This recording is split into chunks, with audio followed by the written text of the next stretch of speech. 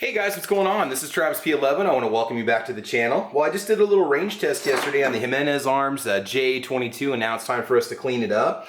I've honestly only disassembled and cleaned this thing probably 2 times, and it can be a little bit tricky, but it's really not that hard to do.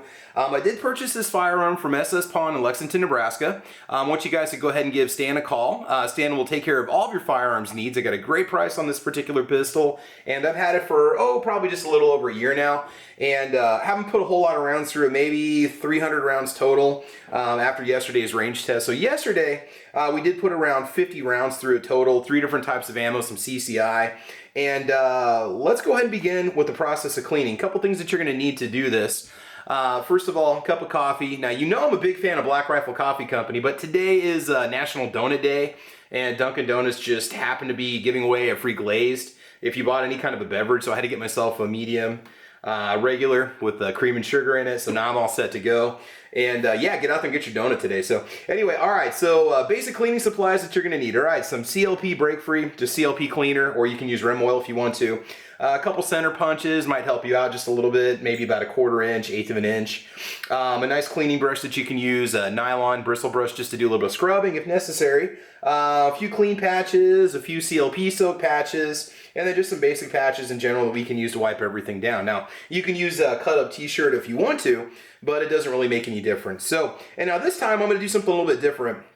Since it is a 22 caliber, I'm actually going to use my bore snake on it, run that through a couple times, and that should save me some time because it's a little bit of a pain cleaning a pistol of such a small caliber. You generally have to have a real thin cleaning rod. Now, you can use a traditional cleaning rod if you want to. Get the thinnest one that you have, put it on a handle, put a jag on it, cut off some small patches, and you're good to go. So I won't be using that today because I'm going to go ahead and just use the bore snake. So first things first, let's confirm that the firearm is in fact unloaded.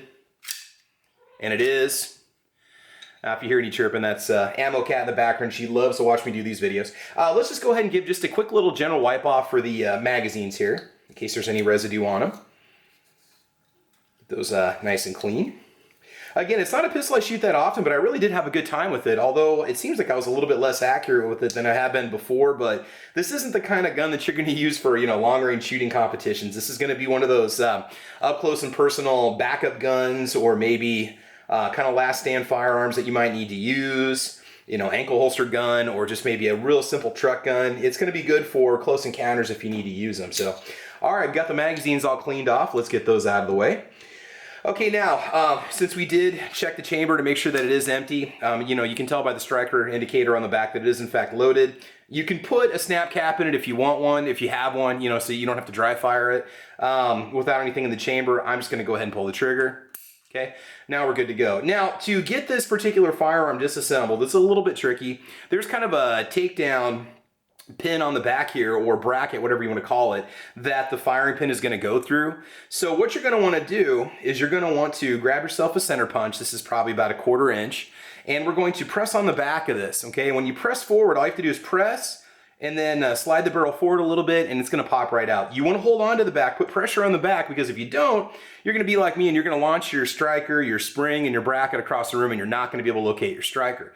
And luckily, they're inexpensive to pick up online, but it's kind of a pain when it happens. So let's go ahead and make that attempt here. We're going to go ahead and just push down on a little bracket with our center punch. Only goes down about 1/8 of an inch or so. And then, okay, let's push the bracket forward here. Ooh. There we go.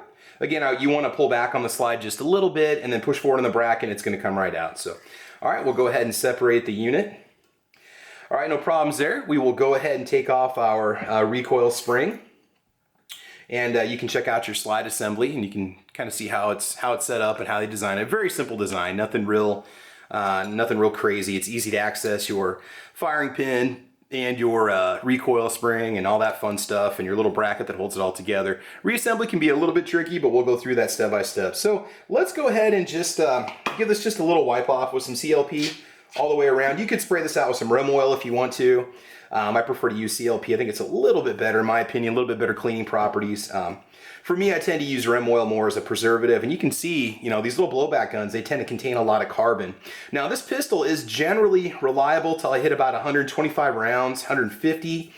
After that point, I've noticed that it does have a tendency to start to foul up, and it really does kind of depend on the kind of ammo that I'm using. I primarily shoot CCI through this. Stingers are great.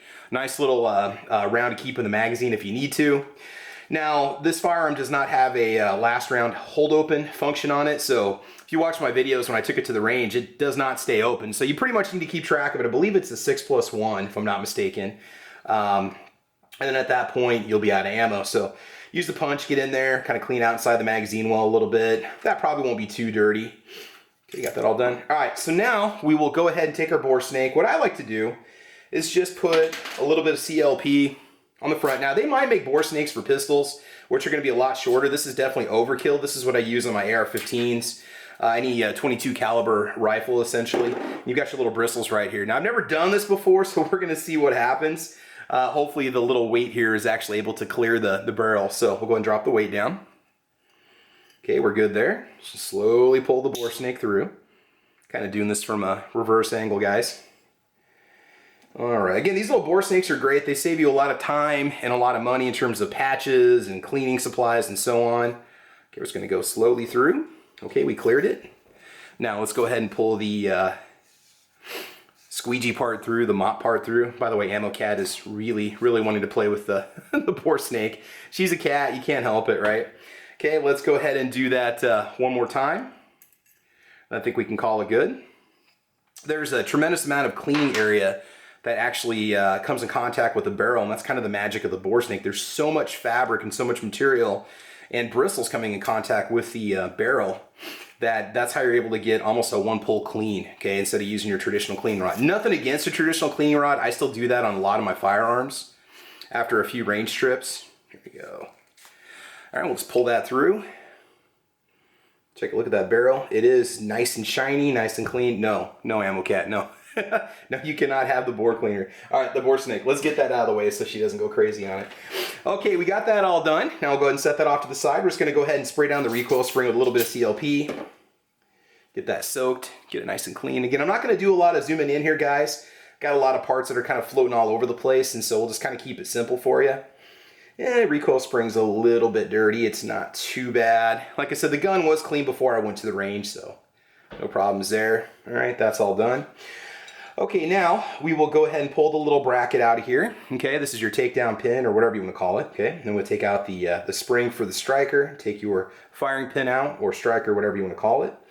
Now for this particular part, let's go ahead and get a straw here for the CLP. We're going to shoot just a little bit of CLP down the area where your firing pin is going to go. Just a little tiny bit, just a little shot.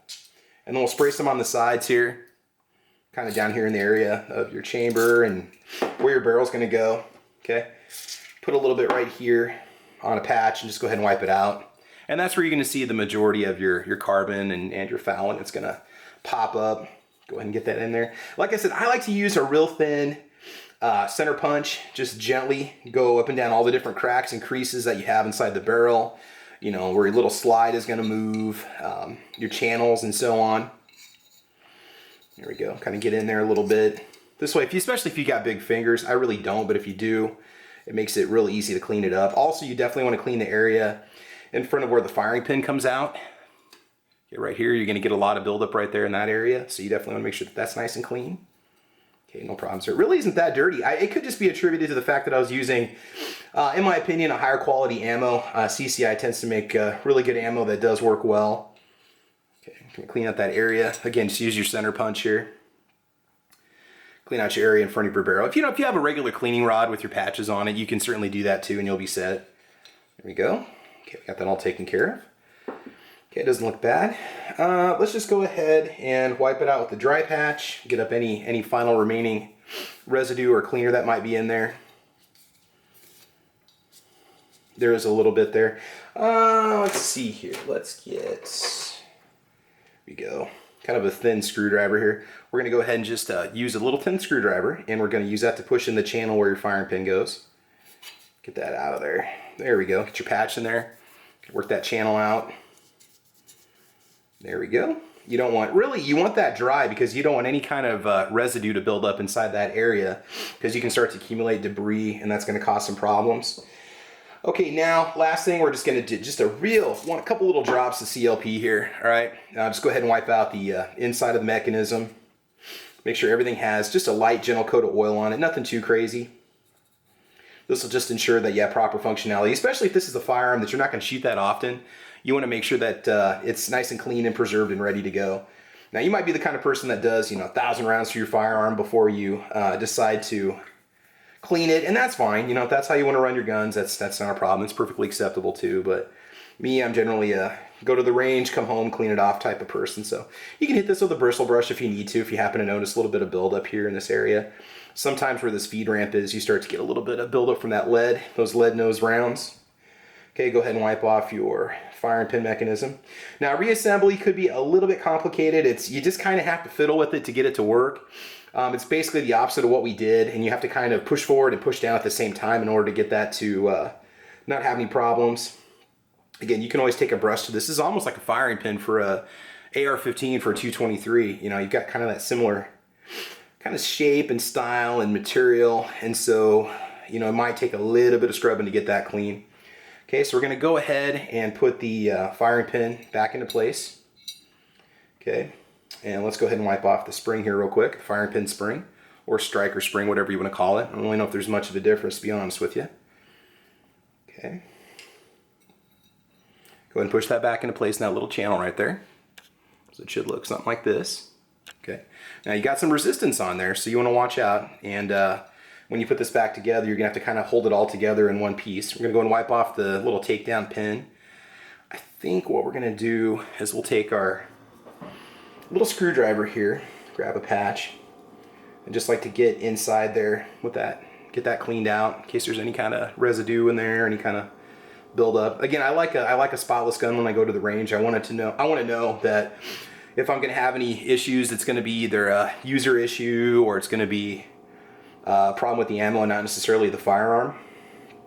Okay, let's see here. Yes, you want to make sure that you have the flat end. Oops, there we go. The flat end right here. You want to make sure that that goes forward when you reassemble the gun. Okay, so just go ahead and push that in there, and it's going to kind of poke out a little bit, and that's okay. All right, that's not a problem. When we reassemble it, we'll be good to go. Give our recoil spring one last little wipe off here. Make sure it's good to go. Now, when you reassemble it again, the spring is going to go over the barrel, so it's a little bit different style pistol than maybe what you're used to if you guys are using your traditional polymer guns.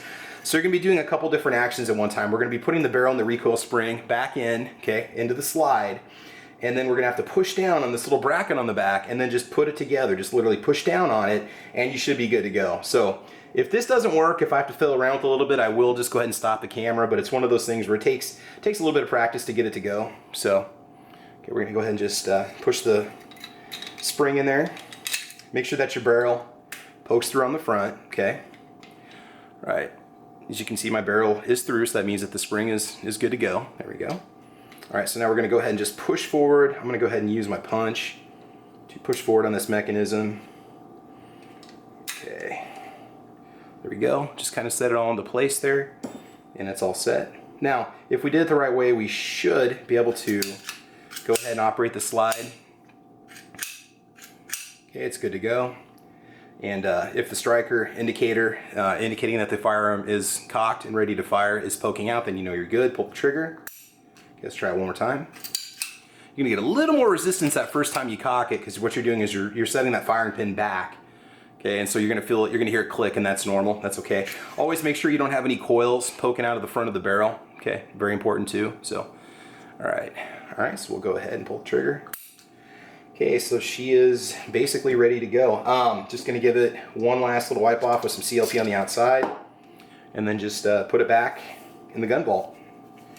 Okay, let's go ahead and wipe it off.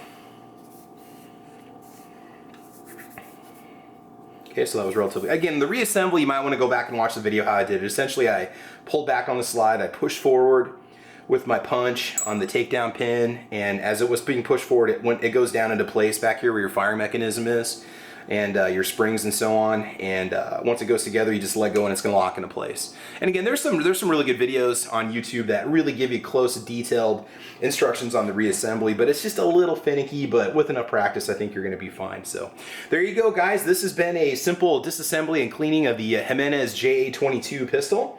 Like I said, you can usually pick these up for around $100 or so. They're great little pistols, and they're nice to have just as a truck gun or just kind of a little cabin gun, just something to kind of fill around with.